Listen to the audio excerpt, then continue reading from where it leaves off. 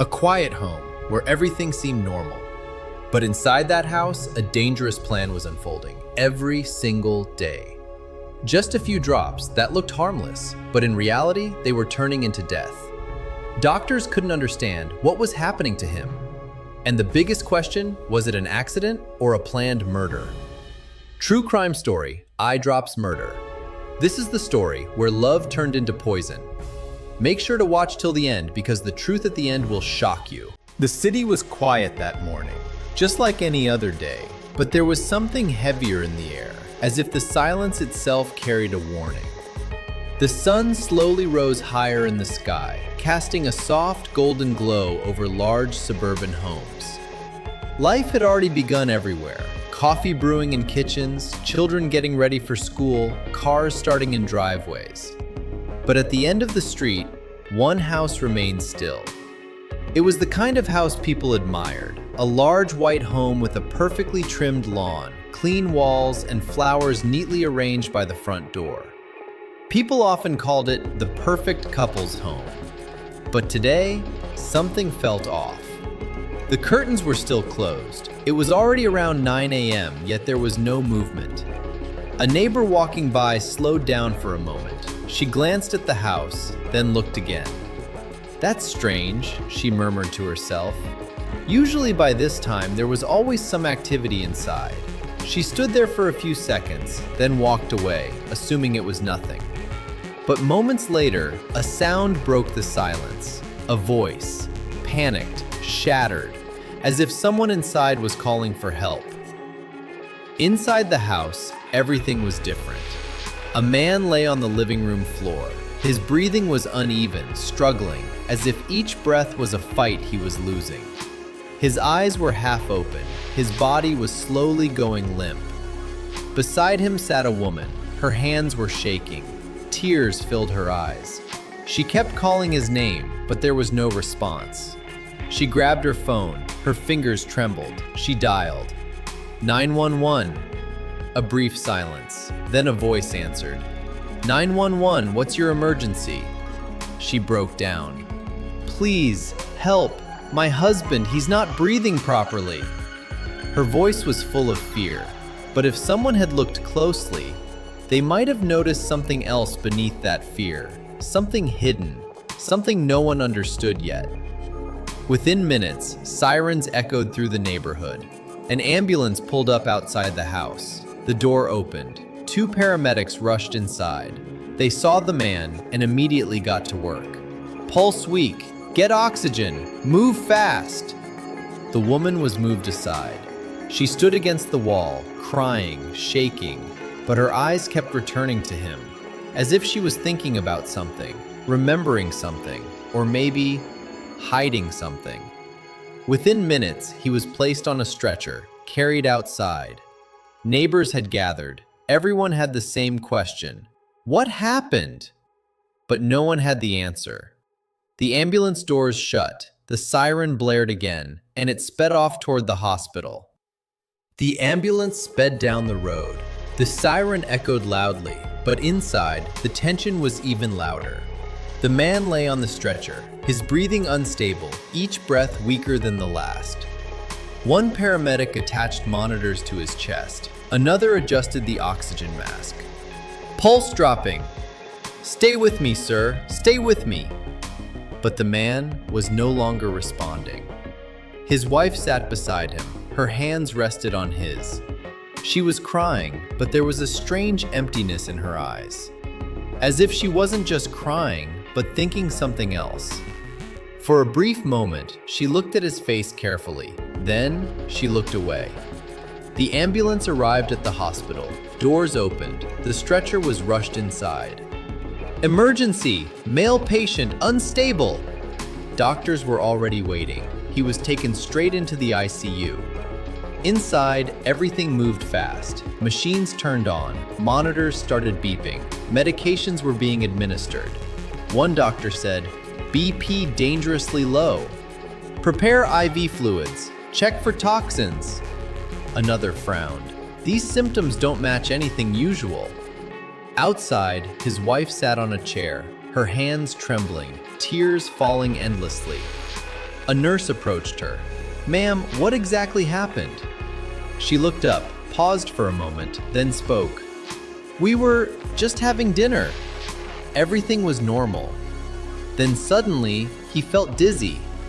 The nurse wrote it down, but even she looked slightly confused. "Any medication? Allergies? Anything unusual?" The wife quickly shook her head. "No, nothing at all." Inside the ICU, doctors were still struggling. Heart rate unstable, no sign of heart attack, no clear infection. A senior doctor walked in. He looked at the reports, then at the patient. He stayed silent for a few seconds, then quietly said, "This doesn't look natural."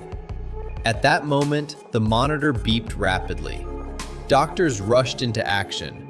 "Push epinephrine! Come on, stay with us!" Outside, the wife heard the noise.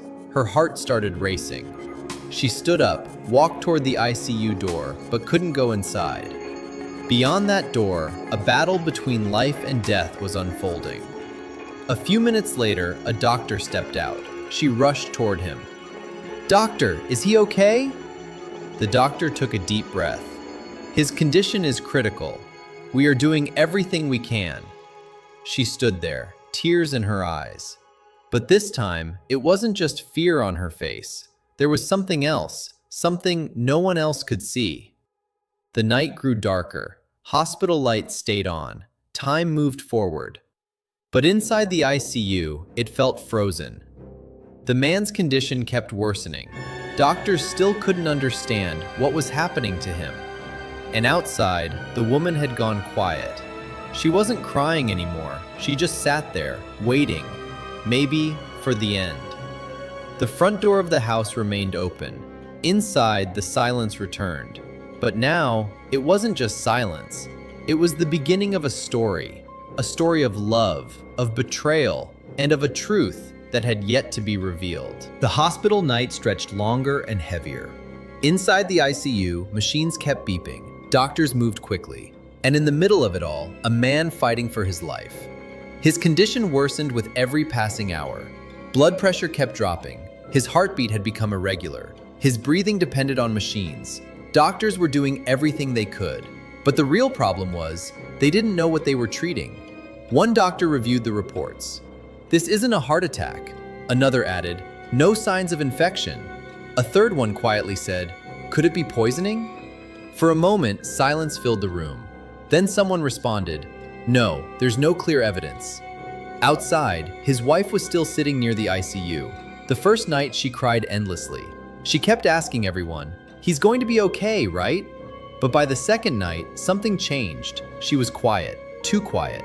Her eyes still had tears, but her face looked strangely still, as if she was slowly accepting the end. Or maybe she already knew what was coming. Morning arrived. Sunlight entered through hospital windows. But inside the ICU, there was no light. His condition had become worse. His body had almost stopped responding. Doctors decided to make one final attempt. "Prepare for emergency intervention. Let's try one more time." Machines grew louder. Doctors moved faster. But this time, his body didn't respond.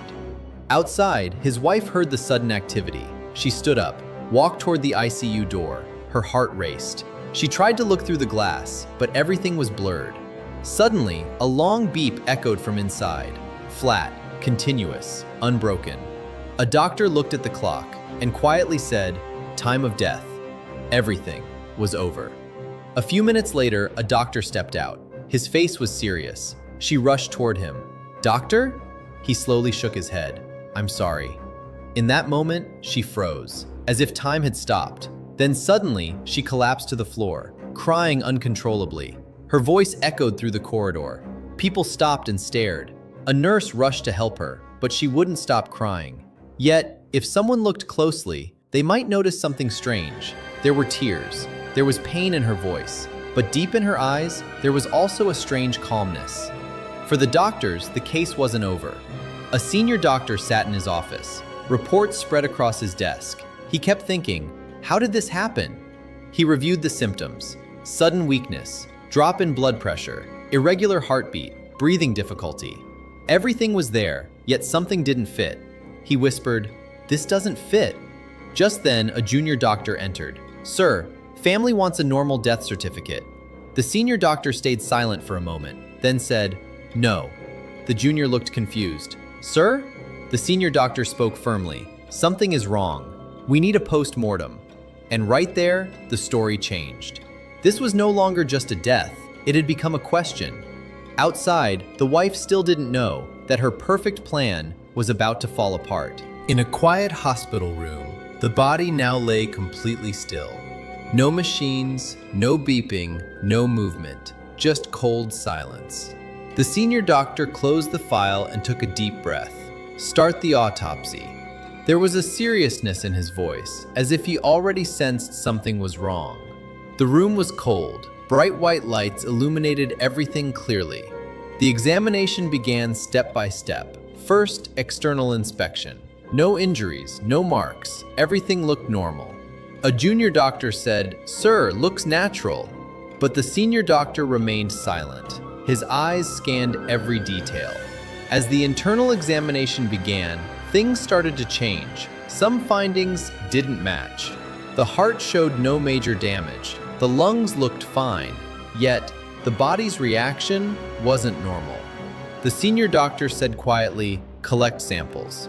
Blood samples were taken, tissue samples collected. Everything was sent to the lab.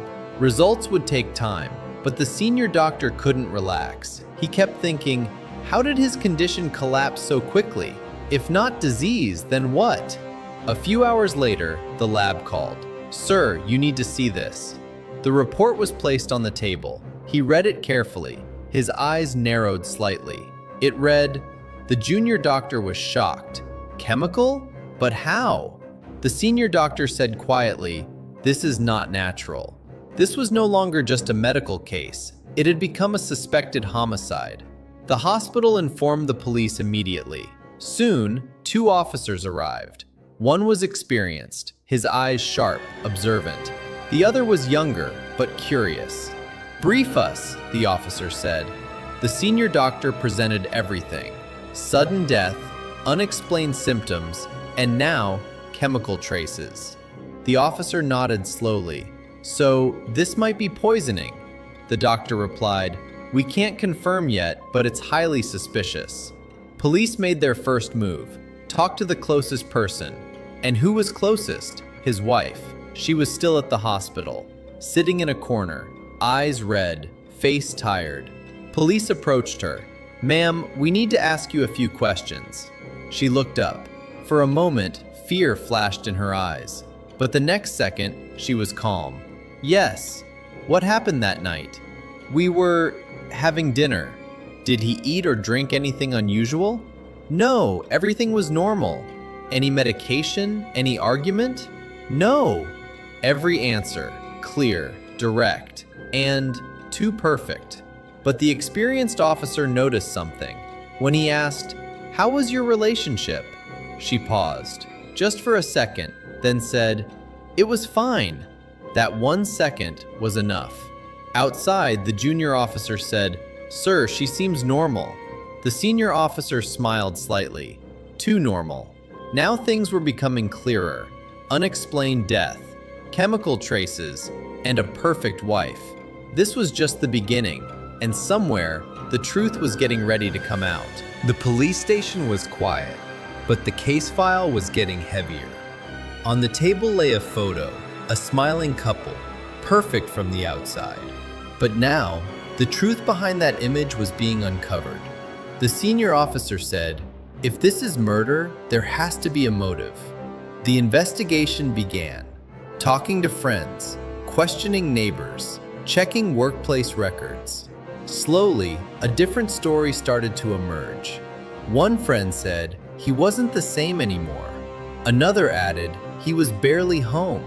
At his workplace, one name kept coming up, a woman. The junior officer said, "Sir, looks like an affair." The senior officer replied calmly, "Now we have a motive." Now things were becoming clear. The man was cheating on his wife, and it wasn't minor, it was serious. That was the key question. Police checked phone records, read messages, and then they found the moment, the day she saw everything. That day, she had opened his phone, and inside, messages, pictures, words that could break anyone. Police believed this is where everything started. But the real question was, what did she do next? Everything is fine, outside world. Neighbors said, we never saw them fight. Friends said, she always smiled. Everything looked normal, but now police knew it was just a mask. She was living two lives. 1, the loving wife. 2, the broken, angry woman. Police seized her laptop, recovered data, checked search history, and there it was, the biggest clue, on the screen.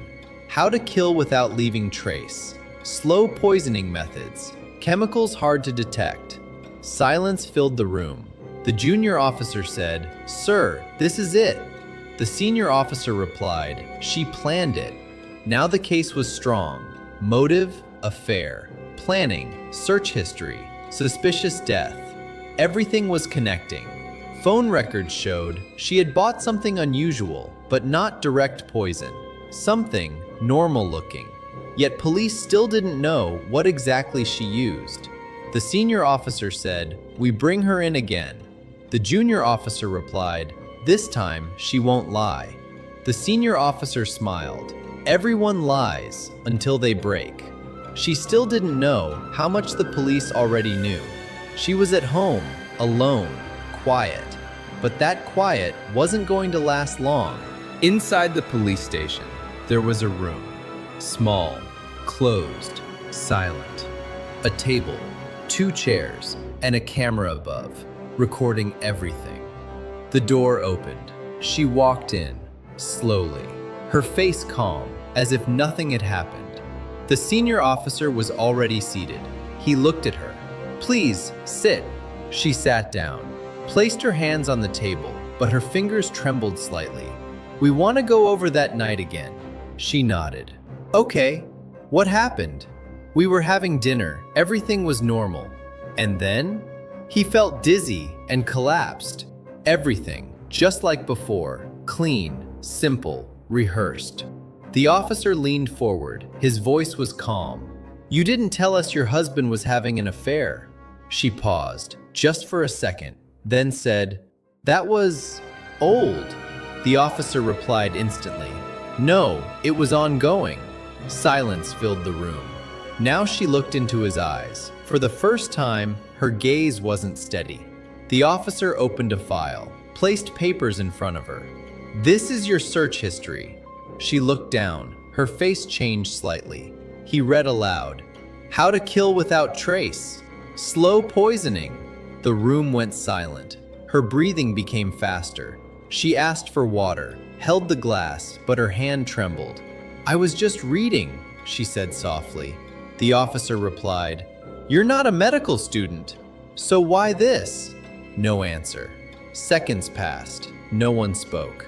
This was the technique, silence, pressure, and it was working. The officer said quietly, "Look, we know something happened. The question is, will you tell us or will we find out?" Tears filled her eyes, but she held herself. "I didn't do anything." The officer leaned back and said, "All right." She looked surprised. "You can go." It was a tactic. She thought maybe she was safe. But as she reached the door, the officer's voice stopped her. "By the way, lab results came in." She froze, slowly turned back. "There was a chemical in your husband's body." Her face turned pale. "Now tell me, how did it get there?" Tears rolled down her face. She wasn't calm anymore. She tried to speak, but no words came out. Her mind raced. That night, that dinner, that plan. And now, it was all collapsing. She slowly walked back, sat down again, lowered her head. And for the first time, she said, I just... But she couldn't finish. The room was silent. The ticking of the clock echoed. She sat in the chair, head lowered, hands tightly clenched. Her breathing was still uneven. Across from her, the senior officer watched carefully. He spoke calmly. "This is your last chance. Tell the truth." For a few seconds, there was no sound. Then, she slowly lifted her head. Tears filled her eyes, but this time there was more exhaustion than fear. I can't do this anymore." Her voice was barely audible. The officer leaned forward. "Can't do what?" She took a deep breath and said, "Lie." The room went still. "I killed him." The words were soft, but their impact was powerful. The junior officer was shocked. The senior remained calm, as if he expected this. "How?" he asked. She began. "The day I found out, everything ended." Her mind replayed that moment. The phone, the messages, the photos. "I didn't say anything. I just saw." After that, I stayed with him. I smiled, cooked, acted normal. Her voice trembled. But inside, I was dying. I started thinking, if he could leave me, why should I let him go? She searched online. Something that could kill, but not be detected. The officer asked, "What did you use?" Silence. Then she said, "Eye drops." The room froze. The junior officer whispered, "What?" She explained, "I read that it contains a chemical that weakens the body. In high doses, it lowers blood pressure, slows the heart. I didn't kill him at once. I did it slowly. Every day, small amounts. In coffee, in water, in drinks, so it would look like illness. That night, I added more." Her voice broke. "I knew it was the end." And then, he collapsed. The officer asked, "Do you regret it?" She stayed silent for a moment, then said, "I was angry. At him, at myself. But now, it's over. I loved him, truly, but he broke me." Everything was clear now. Motive, method, confession. The senior officer said, "Record it." The camera captured everything. Her story was now evidence. The courtroom was packed. Media, reporters, spectators, everyone wanted to witness the case. Because this wasn't just a murder case, it was the story of a perfect marriage hiding a deadly truth. She was brought into the courtroom in handcuffs. Her face was calm. No fear, no anger, just emptiness. People whispered, "That's her. She killed her husband." She heard it all, but didn't react. The judge entered. Everyone stood. The trial began. Case number, State versus, her name was called. This was no longer just a story. It was now a legal battle. The prosecutor stood up. His voice was firm. "Your Honor, this is a cold-blooded murder." He presented everything. The affair, her anger, the planning. She searched online. She planned this, and then slowly poisoned her husband. Silence filled the courtroom. The defense attorney stood. His approach was different. "Your Honor, this is not just a murder case. It is a story of emotional collapse." He argued she was mentally broken, she was betrayed, she was depressed. What she did is wrong, but she is not a calculated killer. Evidence was presented one by one. Search history, chemical report, and most importantly, confession. When her confession was read aloud, the courtroom fell silent. Friends testified. One said, "She used to be happy," another, "But she changed." The woman from the affair was called. She said, "I didn't know he was married." The courtroom buzzed. Then, she was called to testify. She stood at the witness stand, hands slightly shaking. The lawyer asked, "Did you kill your husband?" Silence. Then she said softly, "Yes." The courtroom froze. She explained everything, how she found out, how she broke inside, how she planned. Tears in her eyes, voice steady. "I didn't kill him at once. I did it slowly." People watched her. Some saw a killer, some saw a broken woman. Outside, the media exploded. "Wife kills husband with eye drops. Love marriage turns deadly." Every channel, every headline. But inside, it was silent. Because now, the verdict was near. The courtroom was packed again. But today felt different. Where there had once been whispers, now there was silence. Everyone knew. Today was the verdict. She sat in her seat, handcuffed, but her face showed nothing. No fear, no hope, as if she had already accepted everything. The door opened. The judge walked in. Everyone stood. "Be seated." Silence filled the room. The prosecutor stood, his voice firm. "Your Honor, this was not a mistake. This was a planned murder." He repeated everything: the affair, the planning, the slow poisoning, the confession. She poisoned him day by day. This was not emotional. This was calculated. Everyone listened closely. The defense attorney stood, calm voice. "Your Honor, we are not denying what happened, but we must remember she is human." He argued. She was emotionally broken. She was betrayed. She was depressed.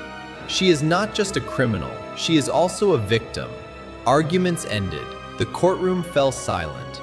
All eyes turned to the judge. The judge opened the file, read for a moment, then spoke. "Court has reached a decision." Her breathing slowed. "Based on evidence, confession, and intent." The judge's voice hardened. "The court finds the defendant." A pause. The room froze. She remained still, no reaction, as if she already knew. The judge continued. "This was a planned murder. Therefore, the court sentences you to life imprisonment, without parole for several years." Tears formed in her eyes, slowly, but she didn't scream, didn't speak, just silence. Police stood her up, tightened the cuffs. She walked slowly toward the door.